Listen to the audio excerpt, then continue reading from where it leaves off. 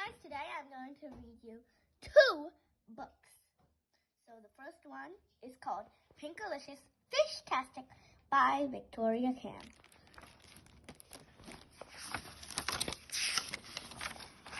I felt a tug on my line. Peter and I were fishing. I caught something! I cheered. I reeled in my line. Get ready, I told Peter. Here comes the prettiest, pinkest fish in the... I stopped short. Something was on my line, but it wasn't pretty and it wasn't a fish. Ha ha ha! Peter laughed. You got an old boot. Peter is Pinkalicious's younger brother. Peter pulled out a big fish. It had big eyes, crooked teeth, and sharp fins. Wow, Peter said. What an odd fish. He held the fish up to my face. I caught the best fish ever, Peter said. I jumped away. Ew, I said. More like the ugliest fish ever. At last, I caught a fish. Peter bragged.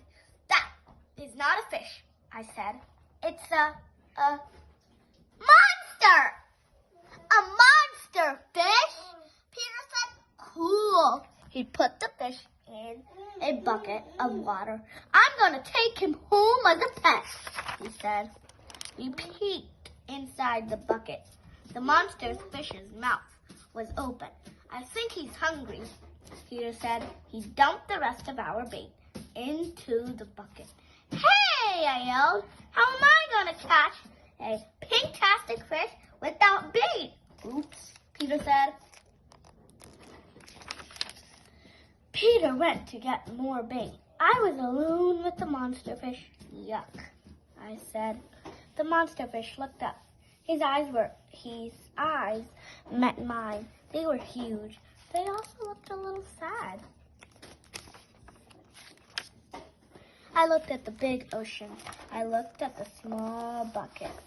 You don't like it in the tiny bucket, do you? I asked the fish. The fish bumped into the side of the bucket. He made a splash with his tail. Poor fishy, I said. I bet you want to go home. I'll help you, I said. I put the monster fish back into the ocean. Peter came running over. My monster fish! He yelled. What happened?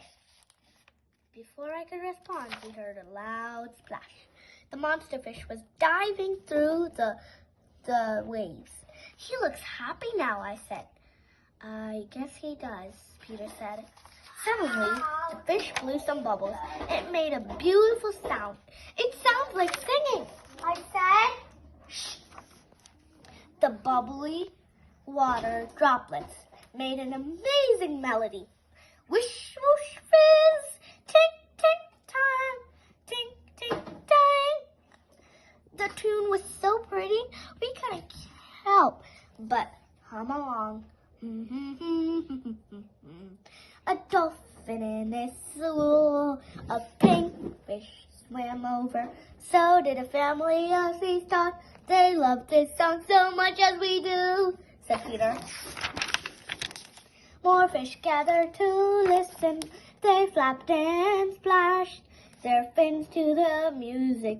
I watched the monster fish. He didn't look so ugly anymore.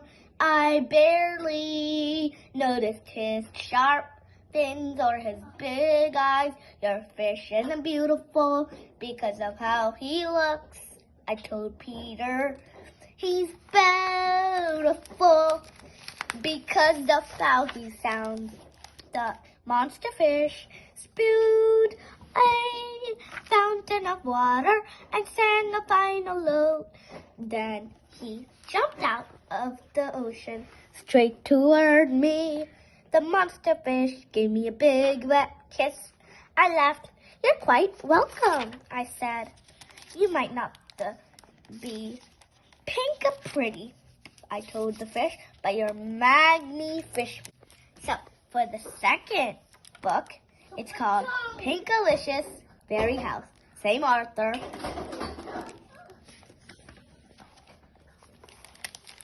Pinkalicious Fairy house. It was spring, my favorite season. I love how the sky looks like cotton candy at sunset. Every spring, our garden comes alive with blossoms of every color. I know why our garden is so beautiful. It's because of the fairies. See?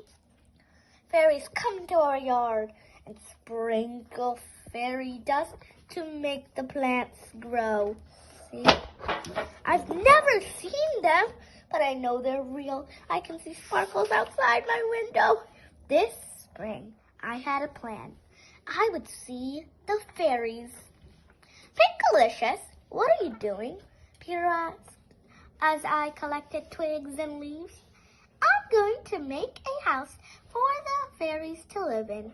Then they can live in our garden and we'll be able to see them, I said.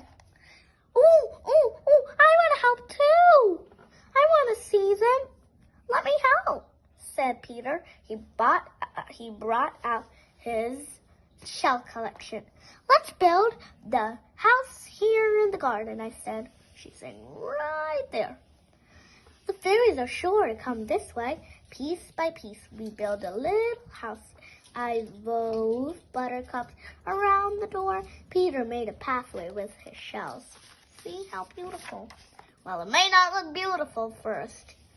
Soon, we had a cozy home for the fairies. I couldn't wait for them to come. Every day, I watched the house from my swing. It's beautiful now. I think that's like a game or something. Some necklaces.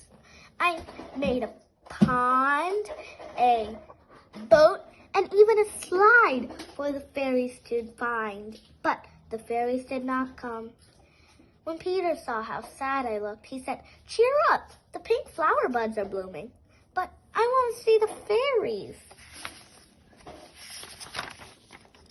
Suddenly, I had an idea. Maybe the fairies only came at night. I said, maybe they only sprinkle fairy dust by moonlight. I told Mommy and Daddy what I wanted to do. They let Peter and me camp out and keep a watch for the fairies.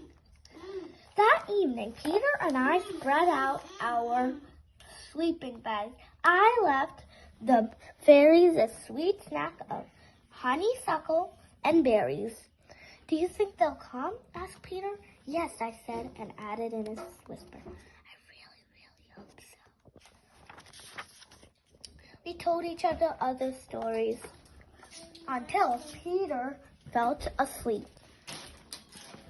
As the night got darker, I heard crickets and owls, but not a single fairy. Once, I thought I heard some soft, gentle humming. It was just Peter. He was snoring. I did everything I could to stay awake. I looked up at the moon. I counted the stars. I didn't want to miss the fairies, but as I counted the stars, my eyelids got heavy. I couldn't help it. I drifted off to bed. The next thing I knew, I heard a bird singing. I opened my eyes. It was dawn. I heard hushed voices in the garden. Mommy and Daddy were looking at something. "How beautiful," they said. As I stretched, a sweet smell filled the air. All around me, colorful flowers were in full bloom. I looked at the fairy house. The honeysuckle and berries were gone.